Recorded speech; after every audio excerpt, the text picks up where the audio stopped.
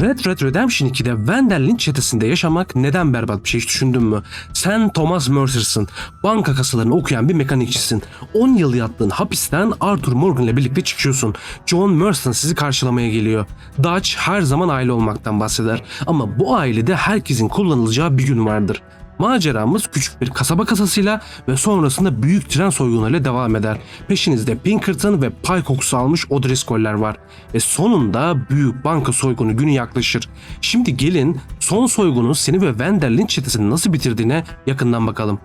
Sen Thomas Mercer'sın. Doğduğun evde fakir kelimesi bile lüks kalır. Rüzgar içeri girer, su soğuktur, ekmekler pay edilir. Baban basit bir kilit ustası, mekanikçi. Çünkü o dükkan gezerken sen de peşinden gidersin. Daha doğru dürüst boyun uzamamışken eline bir bez verip şunu tut der. Şunu say der. Sen büyürken oyuncak değil iş görürsün.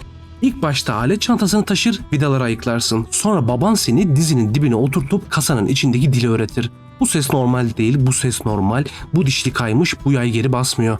Ve bir gün baban küçük bir kasanın başında dururken sana bakar. Dokun der, kasayı hisset. Sen dokunursun, metalin soğuğunu değil, düzenini hissedersin. Baban ilk kez başıyla seni onaylar. O an şunu anlarsın. Sen sadece kilit açmayı öğrenmiyorsun. Kasaların nasıl düşündüğünü öğreniyorsun. Bir gün baban basit bir kasa tamiri diye dükkana çağrılır. Sen kapının yanında oyalanırsın, içeriden metal tıkırtısı gelir. Babanın kısa talimatlarını duyarsın. Kasa kapısı yarım aralıktır. Adamlar etrafı süzerken baban diz çökmüş kilidi dinliyordur. Kapı bir anda sertçe açılır. 2 soyguncu içeri girer. Silahlar saklanmaz. Direkt gösterilir. Aç şunu derler babana, hızlı ol. Baban yerinden kalkmaz bile. Sadece tornavidayı yere bırakır. Ellerini yavaşça kaldırır. Bu iş tamir der, ben hırsızlık yapmam. Soyguncu küfredip tetiğe dokunur ve silah aniden patlar. Baban yere düşerken kasa hala kapalıdır. Dükkan bir saniye sessizleşir, sonra panik başlar. Sen nefes alamazsın. Ve senin içindeki o taş o gün ilk kez gerçekten ağırlaşır. Artık günlerin ailenin karnını doyurmak ve hayatta kalmak için her işi yapmaya başlamanı sağlar. Kasaları tamir eder, açılmayan kilitleri açar ve 3-5 kuruş ekmek parası kazanarak 25 yaşına kadar gelirsin. 25 yaşında düzgün bir iş bulmuş gibi yaparsın. Lemoyne tarafında Saint Denis gölgesinde kalan Rhodes kasabasında yaşıyorsun. Burada bir kasa firmasının gezici servisçisi olarak işe başladın. Üzerinde temiz gömlek, elinde ağır bir çanta. Dışarıdan bakan için teknik adam, içeriden bakan için ise kilidin dilini konuşan bir mekanikçisin. 1800'lerin sonlarında bankalardaki time lock, kasayı şifreyi bilsen bile istediğinin açmanı engelleyen bir sistem. Mantık basit. Kasa kapısının içinde bir saat mekanizması var. Banka kapanınca kilitleniyor ve önceden ayarlanan saat gelmeden kasa kapısı açılmıyor. Yani kasayı rehin bile alsan istediğin zaman açtıramıyorsun. İşin kasayı açmak değil, kasanın açılmasını garanti etmek. Bankaya çağrıldığında müdür seni arka kapıdan içeri alır. Çünkü müşterinin gözü önünde kasa arızası bir itibar felaketidir. Sen de kasayı söküp dağıtmazsın. Dinlersin, ölçersin, ayarlarsın. Kilidin dişleri düzgün oturuyor mu, kapı kolu gereksiz boşluk yapıyor mu veya sürgüler sürtüyor mu gibi kombinasyon hatalarına bakarsın. Bunları görür, gerekli parçayı değiştirir, kapıyı, kasayı yağlarsın. Sonra da en kritik işi yaparsın. Her şeyi kayıt altına almak. Ne zaman geldin, ne buldun, ne yaptın. Hepsi kağıda tane tane geçer. Çünkü bankada mekanik kadar önemli bir şey varsa o da her şeyi not almaktır. Rhodes gibi küçük bir kasabada herkes birbirini tanır. Sen de her girişinde aynı şeyi fark edersin. Banka bir bina değil, bir ritim. Kim kaçta gelir, kasa ne zaman kontrol edilir, müdür hangi gün paniğe kapılır, hangi memur fazla meraklı bakar. Sen kasayı tamir ederken aslında bütün kasabayı okursun. Ve farkında olmadan seni bir gün içeri çağırıp rutin bakım diye tuzağa düşecek adamın da sesini ezberlersin. Rhodes'ta günler senin için birbirinin kopyası gibi akar. Sen bir şeyi çok net bir şekilde görmeye başlarsın. Ne kadar düzgün, ahlaklı çalışırsan çalış, para hep aynı yerde takılıyor. Banka sana tamir için birkaç bozukluk atıyor. Sen o bozuklukta evin eksiklerini kapatmaya çalışıyorsun.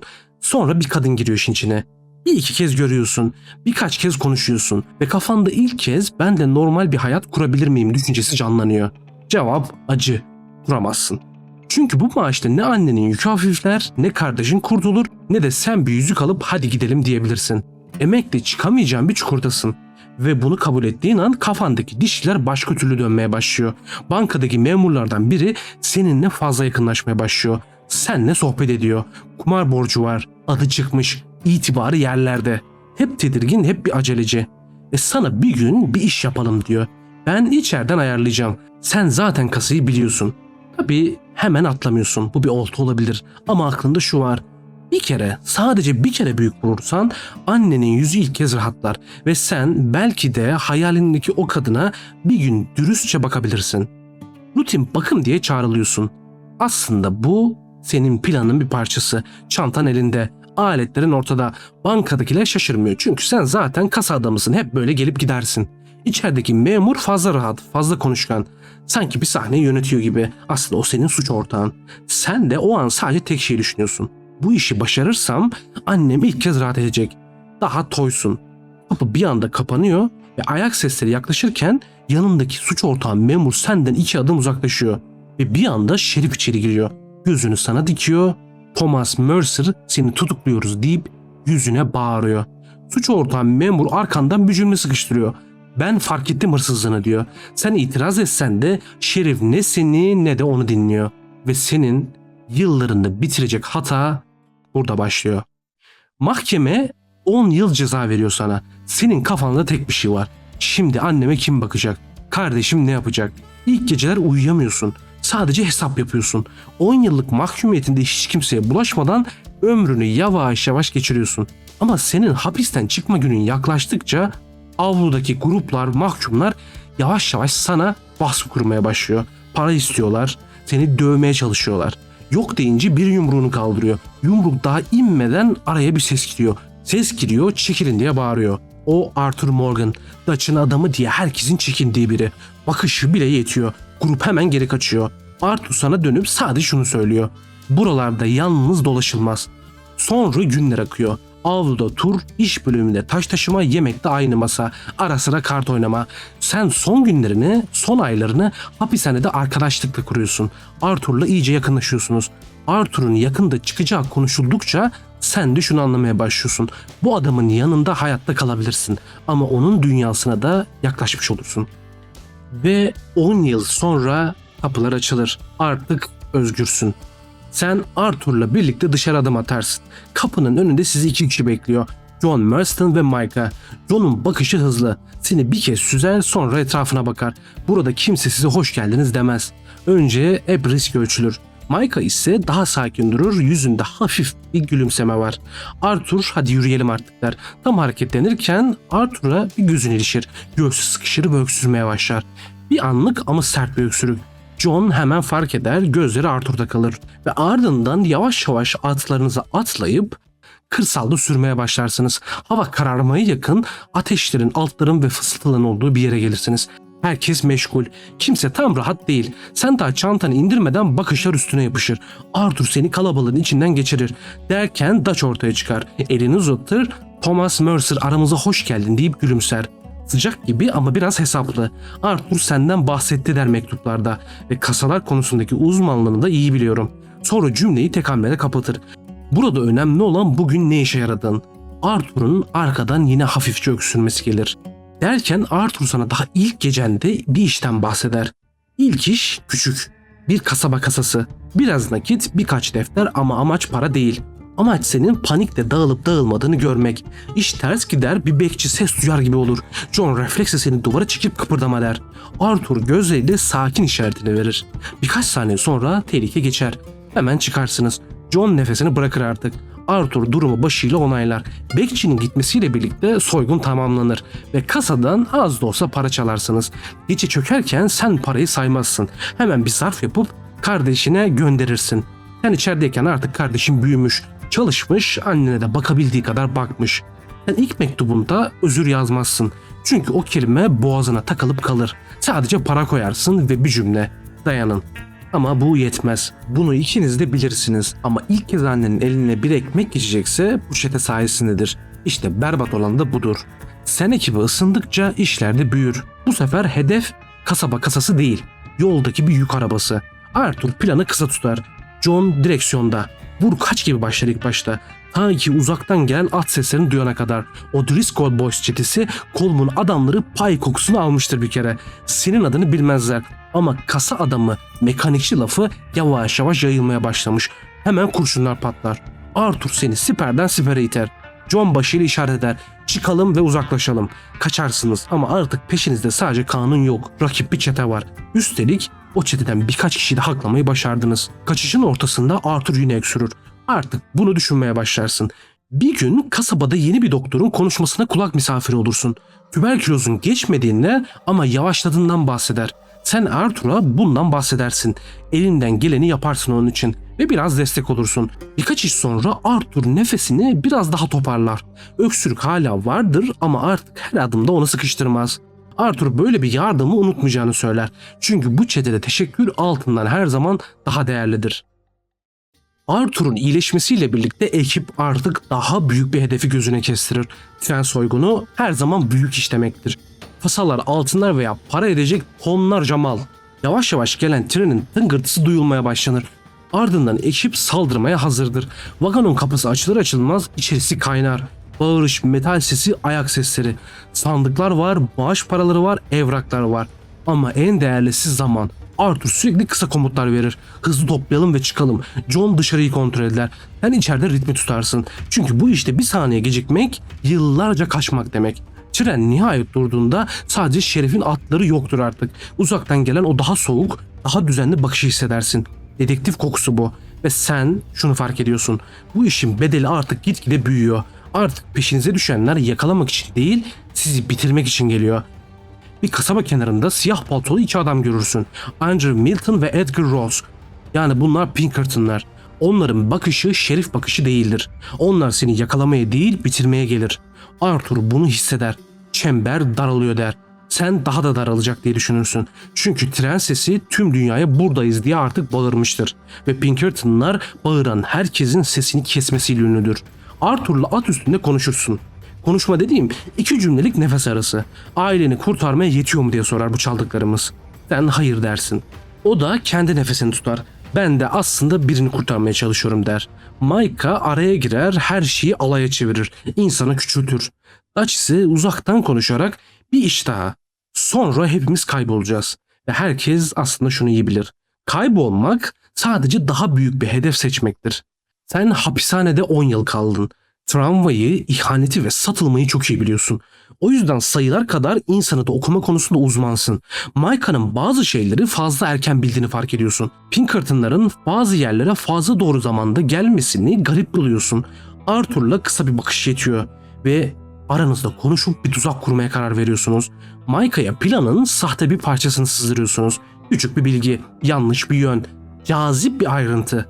Sonraki baskın o sahte parçaya göre gelir. Micah panikler, ağzından kaçırır. Ben demiştim diye işin içinden kurtulmaya çalışır, suçu başkasına yıkar.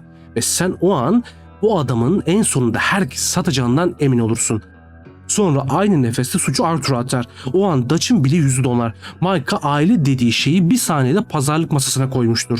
Arthur silahı indirir gibi yapıp yaklaşır. Micah hala konuşur. Hala yalanı hızla üretip bize atmaya çalışır. Sonra küçük bir an. Micah bilmemesi gereken bir ismi ağzından kaçırır. Sen duyunca anlarsın. Bu tesadüf değil, ihanet. Arthur hiç kimseye sormadan tetiği çekip Micah'yı kafasından vurur. Ne kahkaha kalır ne küfür. Sadece anlık bir sessizlik. Dutch hiçbir şey söylemez. Bu bile aslında verilmiş bir karardır. Sen Arthur'un gözlerinde yorgun bir keskinlik görürsün. Köstebek halledildiğine göre Dutch artık hedefin büyüğü için kolları sıvamanın tam zamanı der. Saint Denis'in büyük bankası artık hedef tahtasında. Sen haftalarca izlersin her yolu, her bankanın köşesini. Kapılar, nöbetler, içeri giren çıkan. Ve bir şey daha, kasayla ilgili bitmeyen bir servis telaşı var. Bunun normal olmadığını hemen anlarsın. Çözülecek şey metal değil, tekrar eden örüntüdür. Sen kayıtların izini sürersin, hesap yaparsın, çizgileri çizersin. Kendine bir pencere çıkarırsın. Kısa, riskli, kesin olmayan ama tahmin edilebilir bir an. Bankalar eski teknoloji nedeniyle her zaman time log üzerinden çalışır. Bankaların büyük kasa kapıları belirli aralıklarla otomatik şekilde açılmaktadır. Bu da baskı yoluyla açılmanın doğrudan önüne geçer. Sen tüm bu tekniği bildiğin için birkaç haftalık gözlemle bankanın bütün sistemini çözüyorsun. Tek yapmanız gereken kasaya servis veren ekipmanları birkaç günlüğüne esir almak. O işin en kolay kısmı. John ve birkaç kişi servis elemanlarını yakalayıp kılık değiştirmek için size uygun ortamı yaratır. Ne olur ne olmaz diye bir B planı da vardır. Kasa zamanında açılmazsa bütün kasayı havaya uçurmak için yüklü bir TNT'ye sahipsiniz. Ama bu en riskli yöntem. Özellikle tüm güvenli güçlerin üzerinize çekebileceği için ölümcül bir plan da diyebiliriz. Arthur bu iş delilik der. Sen delilik değil son şans dersin. Hazırlıklar biterken Dutch seni karşısına alır. İlk kez uzun uzun bakar. Ben bunu aslında başından beri planlamıştım. Seni bu yüzden içeriden çıkardım. İşin biraz sıkışır bu duruma. Aslında bunu duyduğuna biraz üzülürsün. 10 yılın bile aslında bir planın parçası gibi hissedilir. Arthur Dutch'a bakarak bazen bizim insan olduğumuzu unutuyorsun der. Dutch buna cevap vermez. En büyük yeteneği de zaten budur.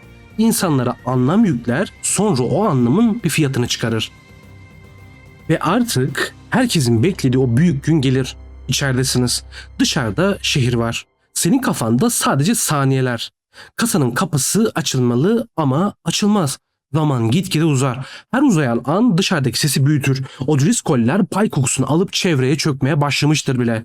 Pinkerton'lar da yaklaşır ve ilk anda bunu O'Driscoll'ler yapıyor diye düşünürler ve aralarında küçük bir çatışma çıkar. İki düşman birbirine çarpar. Aslında bu sizin için iyi bir şeydir. Kaos büyür. Dutch sakin olun der. Arthur hadi artık bekleyecek zaman kalmadı der ama sen bekleyin. Çünkü senin işin silah değil. Saniye, zaman ve planda. Sonunda o an gelir ve kapı açılır. Bütün ekip çuvallarla içeri girer ve alabildikleri kadar nakitle birlikte altınları alarak hemen çıkarlar.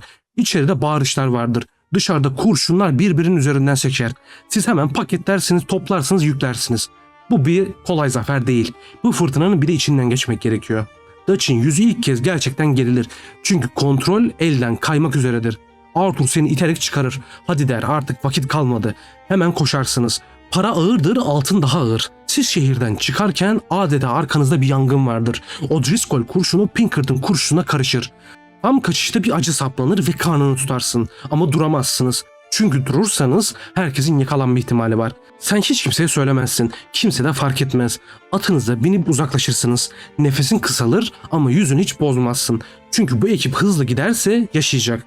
Yavaşlarsa ölecek. Uzaklaştığınızda bacakların artık yavaş yavaş boşalır. Yavaşça attan kayıp yere düşersin.